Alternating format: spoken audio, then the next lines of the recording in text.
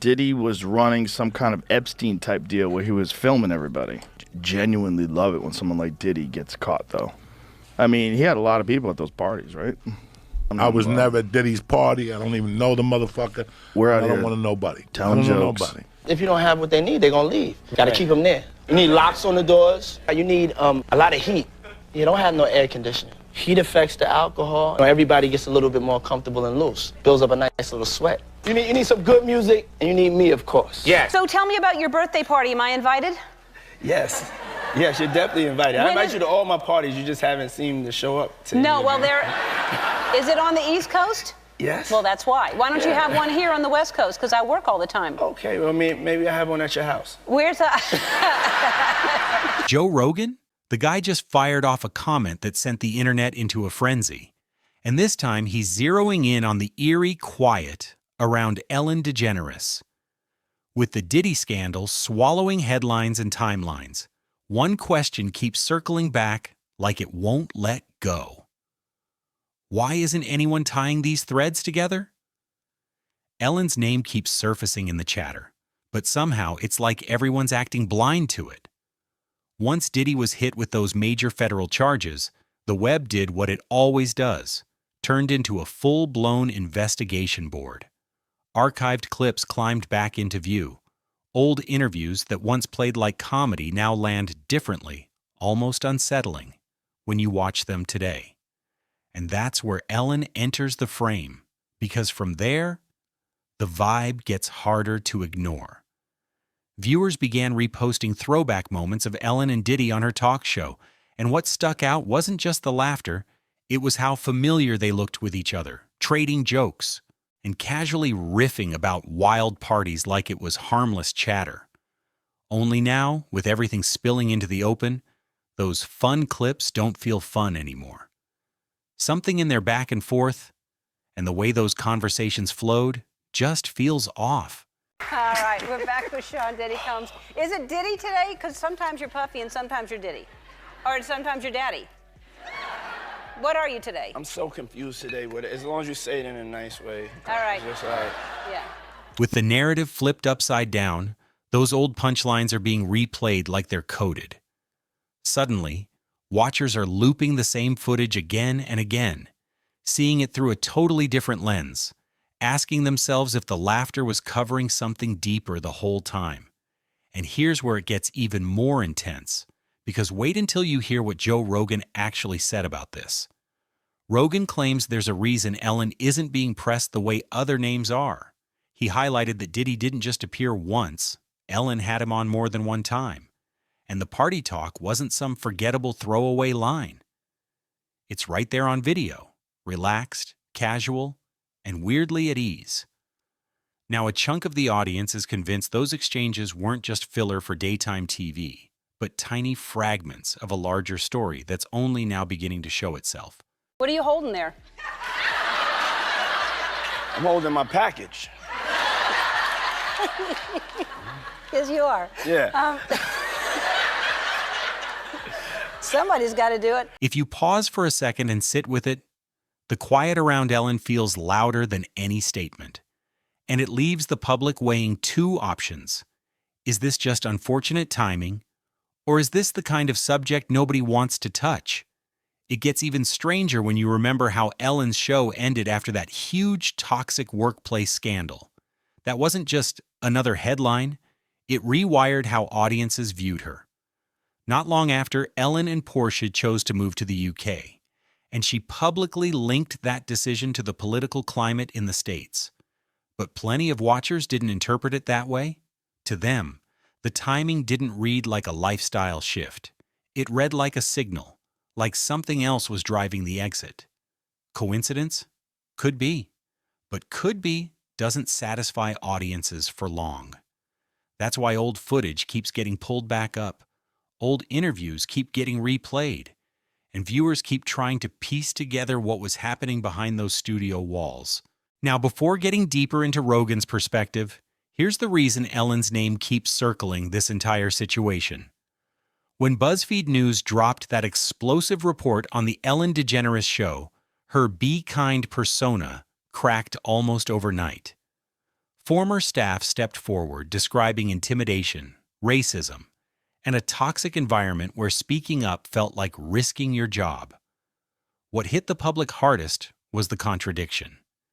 The entire brand was kindness, yet the behind-the-scenes accounts sounded like pressure, fear, and control. The backlash escalated so far that several executive producers were fired, and Ellen eventually addressed it on air. But even after the apology, the public didn't simply move on. The argument narrowed into one massive question. Was it only a few bad producers, or was the show's entire culture the problem? Ellen insisted she didn't know everything happening backstage, and that split viewers right down the middle. Some accepted it, others refused. Either way, her once spotless reputation had already taken a serious hit. As you may have heard, this summer there were allegations of a toxic work environment at our show, and then there was an investigation. I learned that things happened here that never should have happened. I take that very seriously, and I want to say I am so sorry to the people who were affected. I know that I'm in a position of privilege and power, and I realize that with that comes responsibility, and I take responsibility for what happens at my show. The show stayed on the air for a while after the controversy, but when Ellen finally ended it, she said it was because it wasn't challenging anymore. Fans didn't buy that. For many watchers, it felt like the trust had snapped and never fully repaired, no matter how hard she tried to move forward. And this is where Joe Rogan's take enters the chat. And it lit up reactions fast. While talking about Diddy on his podcast, Rogan pointed to something that had been sitting in plain sight for years. He said, "It's wild how so many celebrities used to openly joke about Diddy's famous parties like it was some kind of status symbol. Everyone laughed it off back then, but with everything that's coming out now, those old jokes don't sound so harmless anymore." There was always so much East Coast, West Coast shit that's still, like, in the zeitgeist, you know, like with Biggie and Tupac, and they were all hating at each other, and they both got killed, and there was a lot going on. And then there's people that thought that Puffy was involved and Suge Knight was involved. Rogan didn't soften the point. He called out names, Ashton Kutcher and a few others, who once talked up Diddy's wild parties like they were collecting bragging rights. Then he underscored what many viewers overlooked. One of the biggest places those party stories got aired out in public was Ellen's show. Rogan's point was blunt. How do A-listers orbit that scene for years, joke about it on national TV, laugh it away, and later act like they never noticed anything? The current allegations against Diddy paint a completely different picture. And that's why Rogan's comments landed so hard. These weren't whispered rumors. They were said out loud in front of cameras, and the world just kept scrolling. One clip in particular keeps getting dragged back into circulation. Ellen's 2018 interview with Diddy. In that moment, Diddy invites Ellen to his parties and ribs her for never coming. Then he mentions his parties begin early, but the real party kicks off later, around midnight, up on the top floors. Ellen laughs and responds like she knows exactly what he means. That short exchange is now being replayed nonstop because viewers think the smiles weren't just smiles. The way she reacted feels like an inside reference, something only a small circle would fully understand. And that's the part the audience can't seem to drop. What time would your party start, let's say? Like 9:30. Really? That early? Yeah. I could make that. Yeah. But I could think of you of starting a party at like midnight. Like what time will it go till? That's a different type of party, though. Uh-huh. No, it'll go from like 9:30 to like maybe 3 o'clock, 3 o'clock. And then, you know, we have the top 2 floors of the hotel. You know?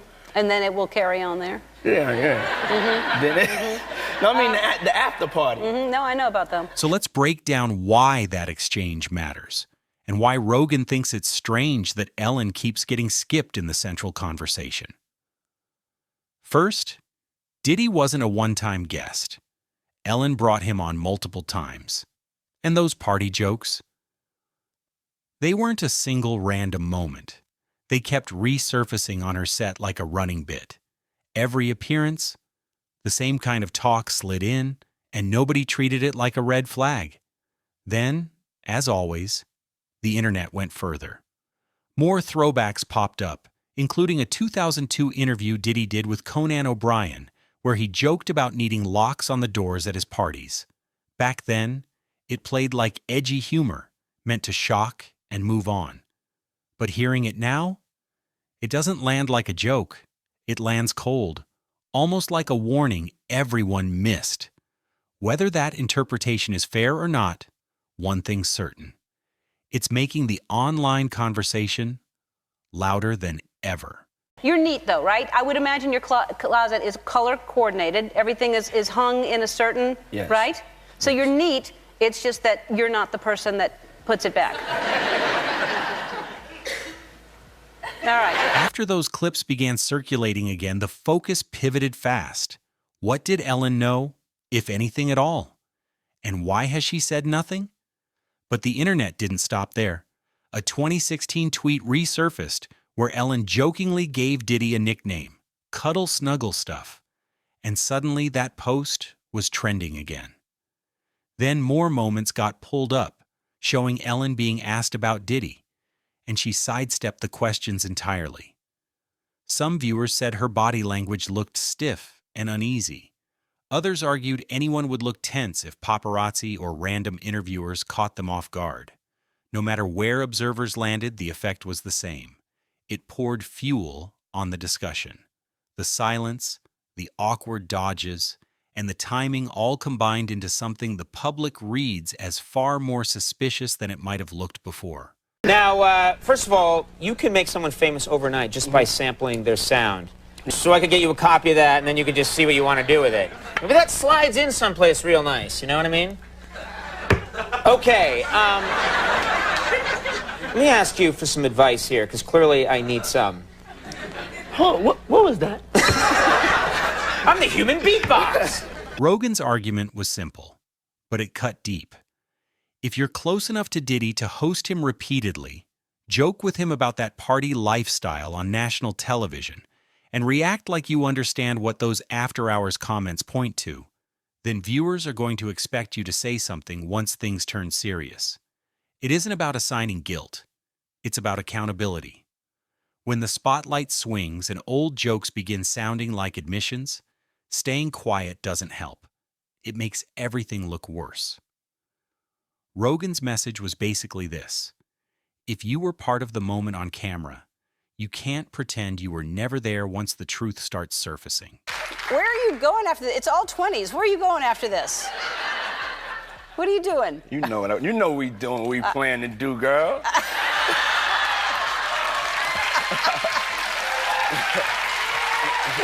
Rogan said it was the silence, Ellen's, and several other major names, that made the whole thing feel suspicious. From the public's perspective, it's jarring to watch figures who once seemed comfortable in the mix go completely quiet overnight. But there's another thread here that makes the story even more knotted.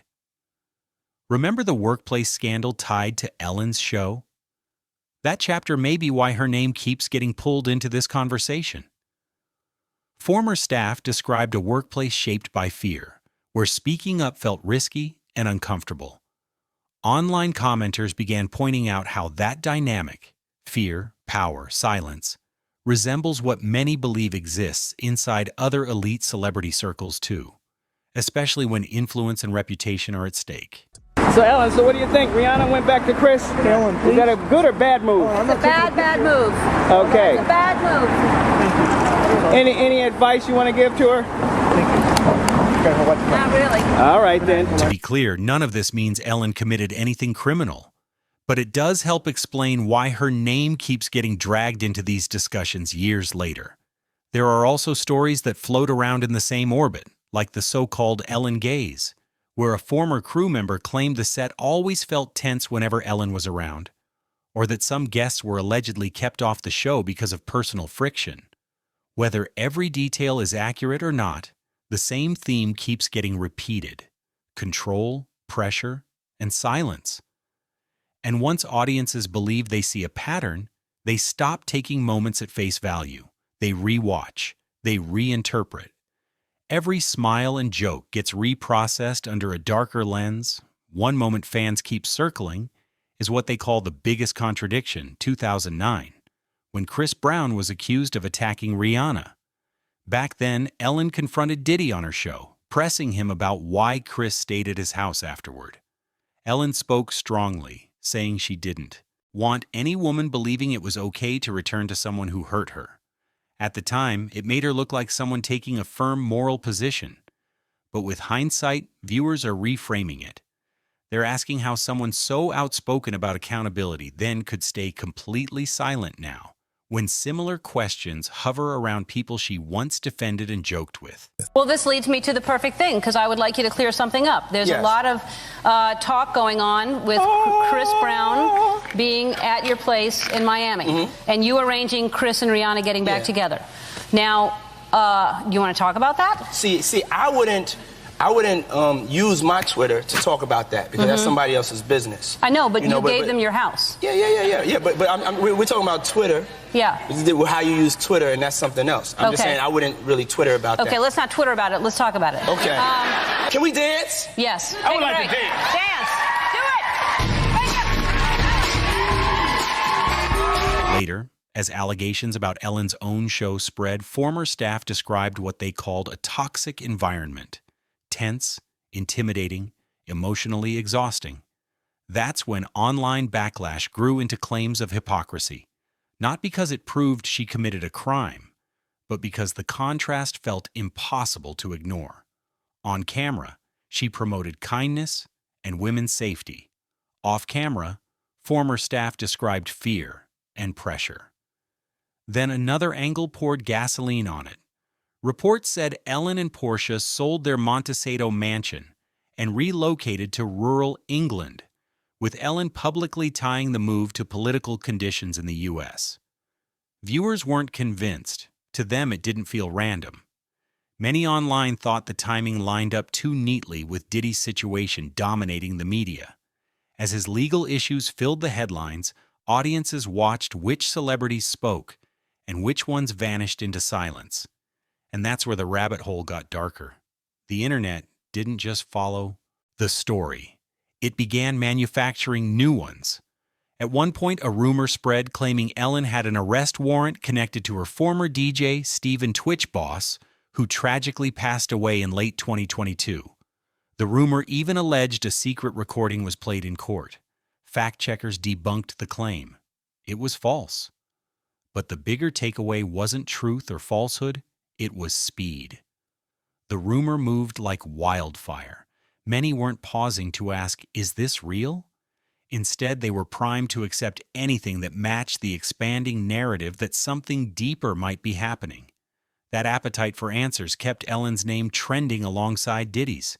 Even when claims fell apart, the question shifted from is it true to does it fit the storyline?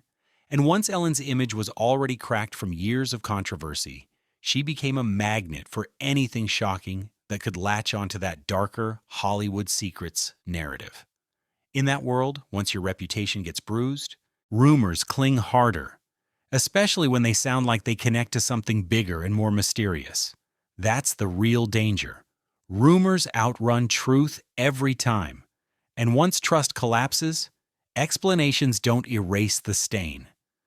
That's why these stories keep looping back year after year, even after they're debunked. Ellen even referenced it in her Netflix special For Your Approval. She joked about being pushed out of entertainment and acknowledged that the Be Kind Girl Wasn't Kind headline basically turned into her defining public label. It was her way of recognizing the damage, but it also reminded everyone how tightly that narrative still follows her. And I've said it before, but I'll say it again. If I've done anything in the past 19 years, I hope I've inspired you to be yourself, your true, authentic self. And if someone is brave enough to tell you who they are, be brave enough to support them, even if you don't understand.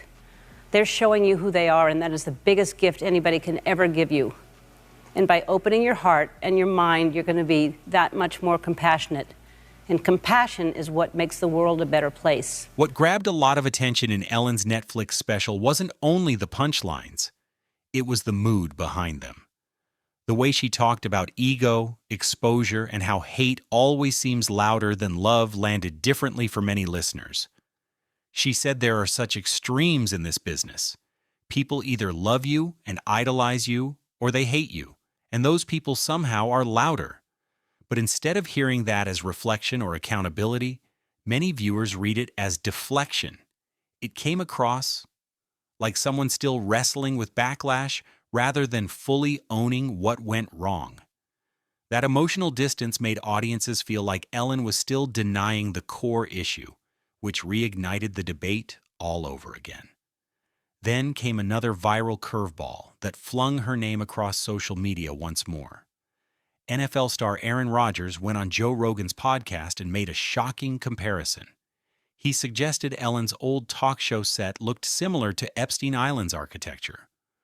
Rogan immediately shut that down, saying it just resembled a common LA-style building and was most likely pure coincidence. Even so, the fact it was mentioned at all says a lot about where Ellen's reputation sits now. Her name is getting pulled into conspiracy webs alongside some of the darkest figures in modern pop culture. Not because there's proof, but because the internet craves stories that feel cinematic. At this stage, the storyline can matter more than the facts. And that's what makes it volatile. Each theory, resurfaced clip, and revived rumor becomes another thread in a web audiences keep spinning. So what's the public actually saying? Let's strip away the insults and focus on the pattern underneath. Boy, oh boy, Ellen, I love you. I know you didn't ask where I've just come from, but I just got off a plane. I'm on tour. I just did 5 nights in a row. And I just made it here, and I love you. I love you too. When the LA building debate began circulating, theories exploded online. Some users argued Ellen knew something and chose a quiet life in England while Diddy faced a federal case. Others claimed Rogan was simply voicing what many had been thinking. Why do certain celebrities get dragged endlessly, while others seem to receive a softer edit? Then came the so-called body language experts. Clips of Ellen dodging questions resurfaced again, with commenters insisting she looked nervous or guilty. But to be clear, that isn't proof. That's perception. And perception is what drives online chaos. It's also what keeps comment sections burning. Scroll long enough, and you'll see the same storyline forming over and over. The toxic workplace headlines, the apology that never fully satisfied anyone, the move overseas that gets treated like a coded message, and now the Diddy scandal tying it together. Piece by piece, audiences are stitching these moments into one sweeping narrative. And that narrative has become the engine of this whole controversy. At the core is a feeling that Ellen never faced real consequences, and viewers are hunting for a deeper explanation, which takes us back to the first question. Why does it feel like no one wants to bring up Ellen when Diddy's name enters the discussion? Many believe the answer is social, not legal. They think she's being treated differently. They argue Ellen still benefits from her fame, her wealth, and deep Hollywood relationships. Even away from television, she has influence, enough to help shape her own narrative. But now there's a difference. Voices like Rogan don't operate by the quiet, unwritten rules of Hollywood. He'll say what others avoid. Not to declare guilt, but to challenge the silence. And that's why this subject keeps detonating online. Once a massive platform like Joe Rogan's podcast frames it as a legitimate question, the audience runs with it. The controversy isn't about claiming Ellen is worse than Diddy. That leap would be reckless and unfair. The real point audiences keep pressing is this: why do some celebrities get interrogated nonstop, while others seem to be handled with kid gloves, even when there's footage, quotes, and moments that look suspicious? That's why this conversation won't fade. The Diddy scandal didn't just generate new headlines, it triggered a rewind. Now old interviews are being replayed, old jokes are being reread, and what once felt like casual entertainment is being treated like evidence. This isn't only gossip anymore. It's audiences trying to map power, behavior, and hidden patterns inside celebrity culture. So what comes next for Ellen? Probably a quiet life away from cameras, unless verifiable evidence appears linking her to something criminal. Not rumors, not body language, not theories. Her legacy will likely stay tied more to the toxic workplace fallout and the icy reputation than anything connected to Diddy. As for Diddy, the legal fight isn't close to finished. It won't evaporate. There'll be appeals, court filings, and civil cases keeping his name in the news. And every time a new development drops, the echo spreads, dragging more names into the discussion. Some fairly, others not. That's the messiness of Hollywood's rumor engine. Once the internet catches a scent, it doesn't stop. Now that the dust has settled a bit, the landscape has shifted, but the echoes haven't disappeared. As of late 2025, the Diddy case continues to dominate headlines through real legal developments. Federal investigators are still deep into their probe of Sean Diddy Combs, after multiple civil lawsuits accused him of serious misconduct throughout his career. In 2024, Homeland Security agents even raided his homes in Los Angeles and Miami as part of that federal investigation, an event that rattled the industry and left everyone wondering who might be connected next. Since then, Diddy's legal team has denied all wrongdoing, but the reputational damage is undeniable. Big brands quietly distanced themselves, and many celebrity allies stopped showing public support. That silence made audiences even more suspicious, feeding the ongoing argument that fame, power, and influence can shield certain figures in Hollywood while others get publicly torched. And that loops the conversation back to Ellen DeGeneres, whose public image never fully recovered after her show ended in 2022. She stayed out of the spotlight. No talk show, no daily press circuit, only rare public appearances with Portia D. Rossi in California and the UK. Even though she's no longer a central figure in entertainment, her name still gets mentioned every time a new Hollywood scandal hits. Almost like her downfall became a template for how fast public opinion can flip. Joe Rogan, meanwhile, continues to ignite viral moments on the Joe Rogan Experience, where he keeps poking at celebrity culture and power dynamics. The reason Rogan stands out is simple. He isn't boxed in by the same PR filters that keep others quiet. He says what many think, but won't voice. So as the Diddy case keeps unfolding and more names surface around that investigation, the public's focus is shifting again. Audiences aren't only asking who's guilty, they're asking who's still protected. And that's the question hanging over Hollywood as 2025 closes, because sometimes the silence around certain names says more than any headline ever could.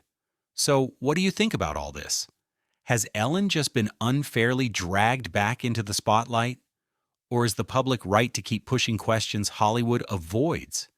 And with Diddy's legal storm still rolling, do you think more big names get pulled into this next? Drop your thoughts in the comments. We're nowhere near done with this discussion, and we want to hear where you stand. The most insightful comment gets pinned, so make it count. If you enjoyed this, deep dive into the truth behind the headlines.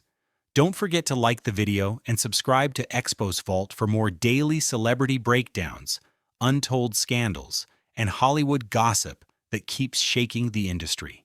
New stories drop every single day.